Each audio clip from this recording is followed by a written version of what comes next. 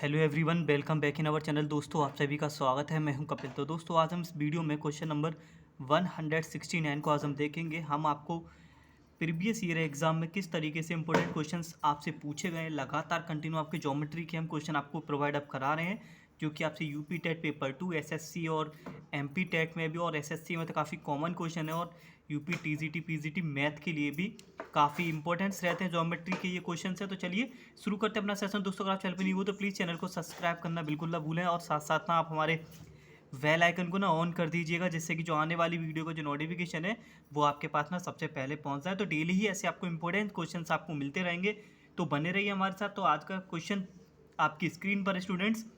तो क्वेश्चन में आपसे बोला गया है, O is the centre of the circle. जो आपको डायग्राम दिख रहा है, एक वृत्त है जो कि सर्कल है, सर्कल में ओ उसका सेंटर है, and A B is a chord. A B जो है इसका कॉर्ड है, यानी कि जीवा है। ए बी को हम जीवा बोलते कॉर्ड को, ओके।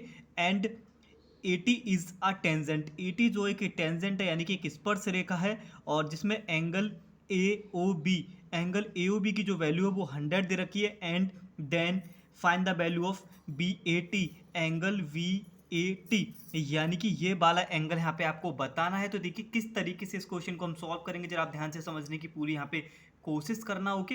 तो ना देखो, मैं पेपर को जरा ऊपर कर रहा हूँ और सॉल्यूशन में यहाँ पे आपको समझाने वाला हूँ, जरा ध्यान से समझना, ठीक है। नाउ अब देखो, क्वेश्चन में क्या दे रखा है, एंगल ए ओ बी 100 दे रखा है, और आपसे ये एंगल पूछा गया, ठीक है। नाउ तो देखो, हमें फाइंड करना है ये वाला एंगल वी ए टी। अच्छा, आप जरा एक बात मुझे बताइए, ओ बी एंड ओ ए इस सर्कल के लिए किसका वर्क कर रहे हैं, रेडियस का।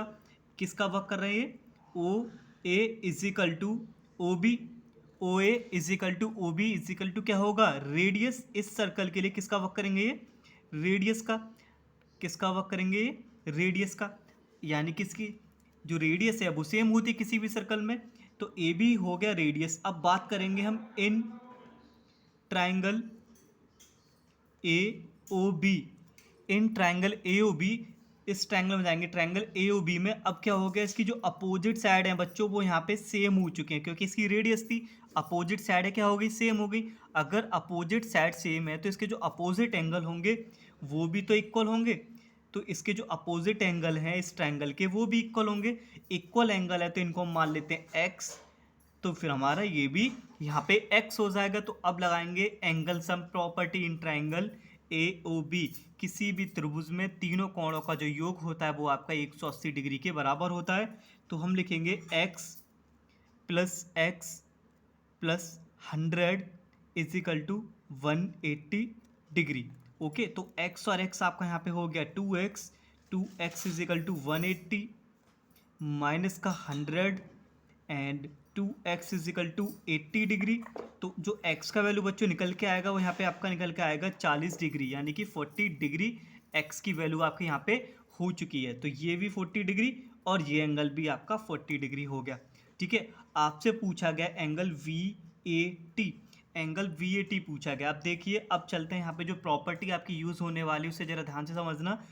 ए टी आपका क्या है, एक स्पर्श रेखा टेंजेंट है, और ओ है आपका क्या है, ओ से ए आपका रेडियस है। आपको याद रखना है जो रेडियस होती है टेंजेंट पे हमेशा परपेंडिकुलर होती है, यानी कि जो रेडियस होती है हमारी टेंजेंट के साथ 90 डिग्री का एंगल बनाती है। तो ये जो इन दोनों में के बीच में जो एंगल बनेगा वो बनेगा 90 डिग्री का। और आपको ना ये वाला एंगल आपको यहाँ पे फाइंड करना है। ये आपने वैल्यू निकाल ली, कितनी है इसकी, 40 डिग्री। तो एंगल बी ए टी कितना निकल आएगा, simply we can write angle V A T is equal to overall angle कितना बनता है रेडियस और टेंजेंट का, 90 डिग्री का, 90 डिग्री माइनस आपने ये एंगल निकाल चुके, क्योंकि ये बी ए टी है, दो पार्ट में आपका डिवाइड हो रहा है, एक इधर है रेड के इधर और एक रेड के इस साइड, और ये साइड वाला हमें एंगल पता है कितना, 40 डिग्री। तो माइनस का 40 डिग्री, तो आपका जो आंसर आएगा वो निकल के आएगा 50 डिग्री, यानी कि 50 डिग्री इसका जो आंसर होगा वो यहाँ पे सही हो जाएगा, यानी कि ऑप्शन सी इस क्वेश्चन का करेक्ट ऑप्शन होगा।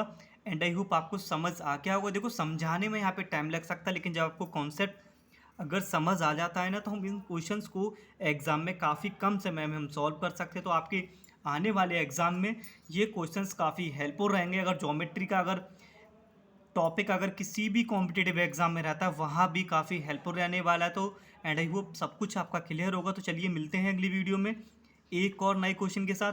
तब तक के लिए धन्यवाद, take care and wait for the next video.